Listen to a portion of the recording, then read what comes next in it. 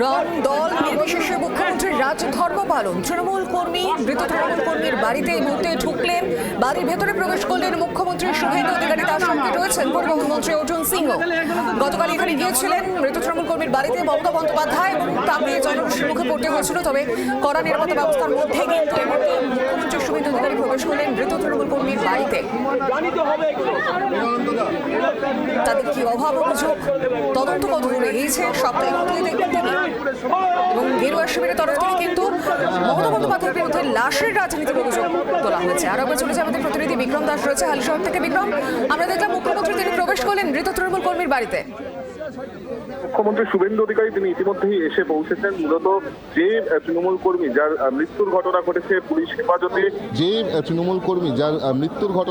Police হেফাজতে, সেই তৃণমূল কর্মীর বাড়িতে কিন্তু এই মুহূর্তে রাজ্যের মুখ্যমন্ত্রী শুভেন্দু অধিকারী আসলেন। তার পরিবারের সদস্যদের সঙ্গে তিনি কথা বলছেন, এবং তার সঙ্গে আমরা দেখতে পাচ্ছি যে রাজ্যের অন্য মন্ত্রী অর্থাৎ একদিকে যেরকম অর্জুন সিং তিনি রয়েছেন, জগদ্দলের বিধায়ক ডক্টর রাজেশ কুমার রয়েছেন, কৌস্তব বাগচি রয়েছেন ব্যারাকপুরের বিধায়ক, এবং অন্যান্য বিধায়করাও রয়েছেন। তার সঙ্গে সঙ্গে গুরুত্বপূর্ণভাবে রাজ্য পুলিশের ডিজিপি সিদ্ধিনাথ গুপ্তা তিনিও কিন্তু এসে পৌঁছেছেন। ব্যারাকপুরের পুলিশ কমিশনারও রয়েছেন।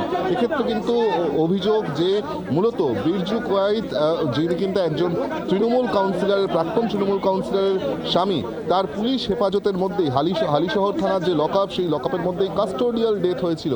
গতকাল আমরা দেখেছিলাম যে মমতা বন্দ্যোপাধ্যায় রাজ্যের প্রাক্তন মুখ্যমন্ত্রী তিনি এসে পৌঁছান এই ভূতবাগান এলাকাতে।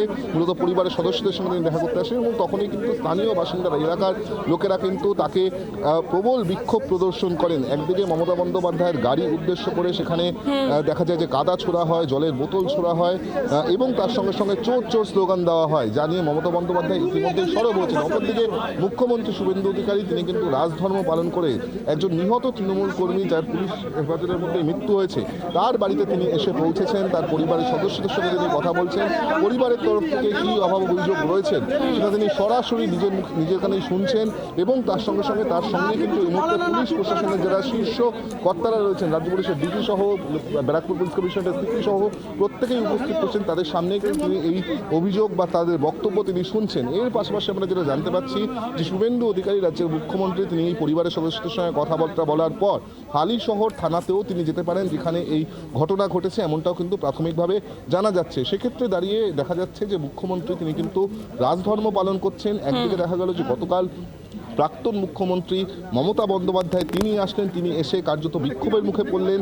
আজকের কিন্তু রাজ্যের মুখ্যমন্ত্রী শুভেন্দু অধিকারী তিনি সরাসরি একেবারে একজন নিহত তৃণমূল কর্মী যিনি কিনা পুলিশ হেফাজতে যার মৃত্যু হয়েছে বলে অভিযোগ, তার বাড়িতে তিনি সরাসরি চলে আসলেন। একটা কার্যত নজিরবিহীন ছবি, সেই ছবি আমরা দেখতে পাচ্ছি যেখানে ইতিমধ্যেই পুলিশের শীর্ষ কর্তারা রয়েছেন, এবং মুখ্যমন্ত্রী এই মুহূর্তে আমরা যেটা দেখতে পাচ্ছি যে যারা পরিবারের সদস্য, বিরজুর যারা পরিবারের সদস্য তাদের সঙ্গে তিনি কথাবার্তা বলছেন, তাদের কথা শুনছেন, এবং তার সঙ্গে সঙ্গে সেখানেই কিন্তু তার সঙ্গে রাজ্য পুলিশের ডিজিপি নিজেই উপস্থিত রয়েছেন। অর্থাৎ পুলিশের বিরুদ্ধে যেহেতু এখানে একেবারে থানার মধ্যে লকআপের মধ্যে মৃত্যুর ঘটনা ঘটেছে বলে অভিযোগ, কাস্টোডিয়াল ডেথের অভিযোগ করা হচ্ছে, সরাসরি পুলিশের বিরুদ্ধে অভিযোগ রয়েছে।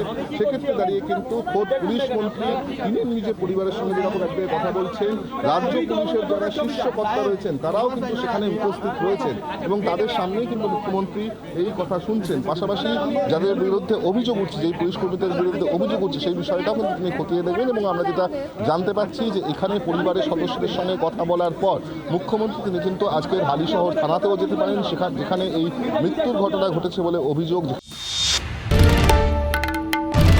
বাংলার আওয়াজ, বাঙালির আবেগ, জি 24 ঘন্টা।